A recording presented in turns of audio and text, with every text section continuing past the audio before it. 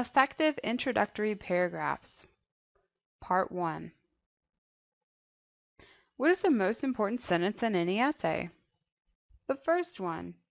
And the reason why is because you never get a second chance at a first impression.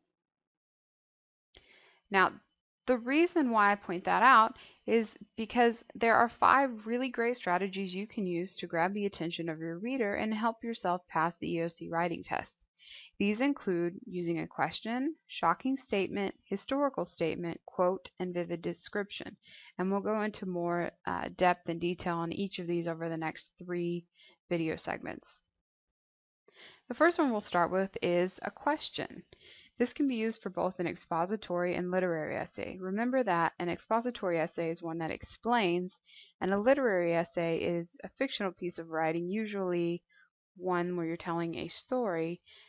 Thus why you can remember literature and literary. Now, 2 examples I have here are, what will happen if carbon dioxide emissions continue at their current levels? And why did the South secede from the Union? Now, the reason why a question is an effective way to start an introductory paragraph is because it makes the reader think. And if the reader's thinking, then they're engaged and they'll want to read more of your essay. Now it's your turn to practice.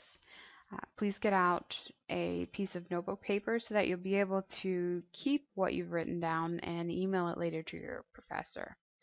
I would like you to write a question to start a paper about school uniforms. This can be either for a literary or an expository essay. Please remember, if you need more time, you can pause the video and restart.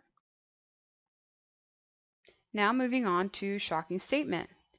This can be used for either an expository or a literary essay. This is one of my favorite ways to start an introductory paragraph, and for most teenagers this comes quite naturally. You love to say things that get people's attention, that, shock others, and this is a great way for you to use that to your benefit.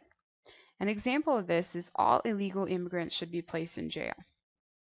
Now, you don't necessarily have to agree with what you write for your shocking statement. In fact, it's pretty effective if you write something you don't agree with as your first sentence to shock the reader, and then spend the rest of your paper defending your viewpoint as to why that first sentence was incorrect. Another example of this is, children should do 4 hours of homework every night. Now it's your turn to practice. I'd like you to write a shocking statement to start an essay about school violence. This can be either for an expository or a literary essay. Feel free to pause the video at any time if you need more time to write.